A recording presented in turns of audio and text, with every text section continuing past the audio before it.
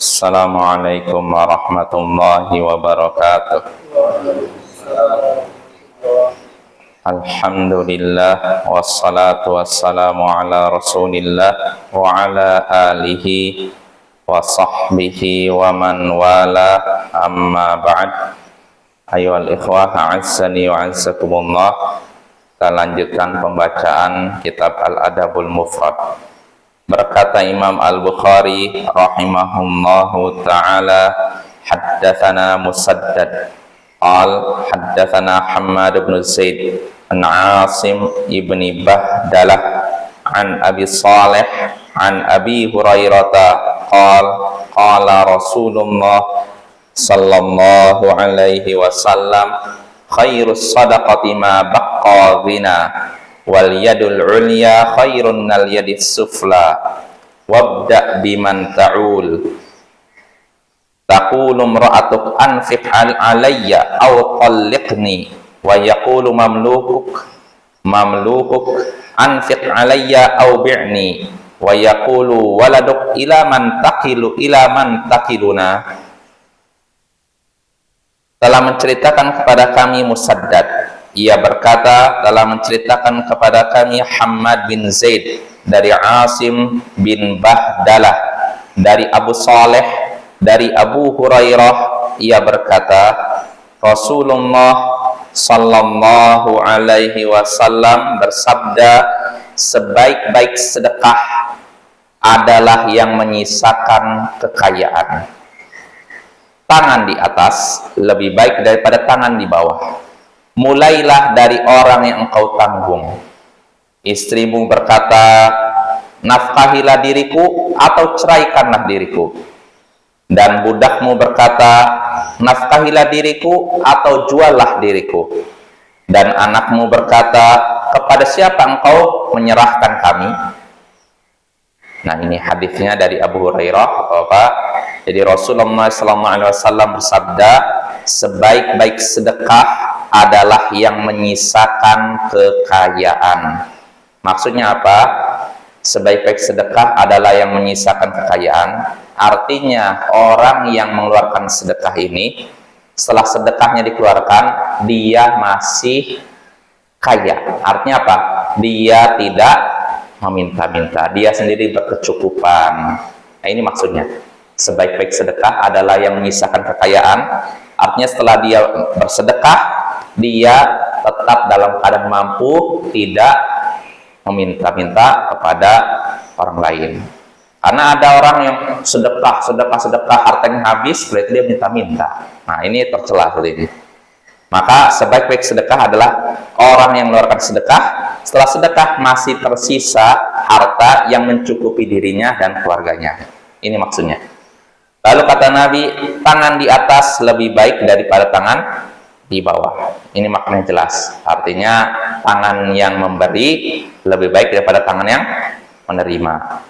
Lalu kata Nabi, mulailah dari orang yang engkau tanggung. Artinya kalau kita mau memberikan pemberian nafkah, mulai dari orang yang kita tanggung. Anak, istri, atau orang tua. Kalau misalnya orang tua sudah tidak mampu sedangkan kita mampu, nah itu ditanggung. Jangan orang yang jauh, orang dekat tidak diberi nafkah. Nah, ini keliru ya. Dan Nabi menyebutkan contohnya di sini, kalau seorang wanita, karena seorang muslim harus memulai memberi nafkah kepada orang yang ia tanggung. Di sini Nabi memberikan contoh seorang wanita berkata, berilah nafkahi diriku, berilah nafkah kepadaku atau ceraikan aku. Artinya ini harus ditunaikan nafkah sang istri. Begitu juga budak berkata, berilah nafkah kepadaku atau juallah aku. Kalau memang nggak bisa memberikan nafkah kepadaku, juallah aku. Sedangkan anak, kalau tidak diberi nafkah, dia akan berkata, kepada siapa engkau akan menyerahkan kami? Artinya kami terlantar seperti ini. Nah, gitu. Nah, itulah Bapak ya. Dari hadis ini kita bisa mengambil beberapa pelajaran, diantaranya sebaik-baik sedekah adalah yang masih menyisakan kekayaan bagi orang yang bersedekah itu. Maksudnya sudah jelas, setelah sedekah, orang yang bersedekah ini masih punya kekayaan yang mencukupi dirinya dan keluarganya dan orang yang di bawah tanggungannya. Ini maksudnya. Lalu faedah kedua yang bisa kita petik dari hadis ini juga, hadis ini menunjukkan seorang muslim yang soleh dan kaya lebih baik daripada muslim yang soleh tapi fakir, ya. Karena muslim yang soleh kaya, dia bisa memberikan manfaat kepada yang lain, ya. Walaupun masing-masingnya baik, ya. Orang muslim yang soleh dan miskin baik, muslim soleh kaya baik, tapi kalau dari sisi manfaat lebih banyak kebaikan orang yang muslim soleh tapi kaya. Lalu faedah berikutnya yang bisa kita petik dari dari hadis ini, tangan di atas lebih baik daripada tangan di bawah. Artinya orang yang memberi lebih baik daripada orang yang menerima atau meminta. Maka hadis ini juga merupakan celaan, isyarat adanya celaan bagi orang yang suka meminta, ya.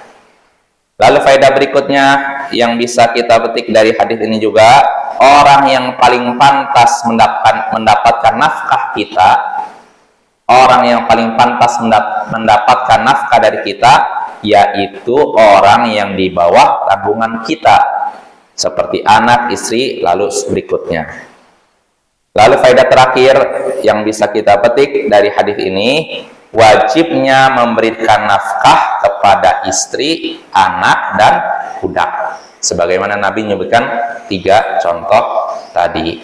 Wassallallahu ala nabiyyina Muhammadin wa ala alihi wa sahbihi ajma'in. Wa akhiru da'wana anilhamdulillahi rabbil alamin. Assalamualaikum warahmatullahi wabarakatuh.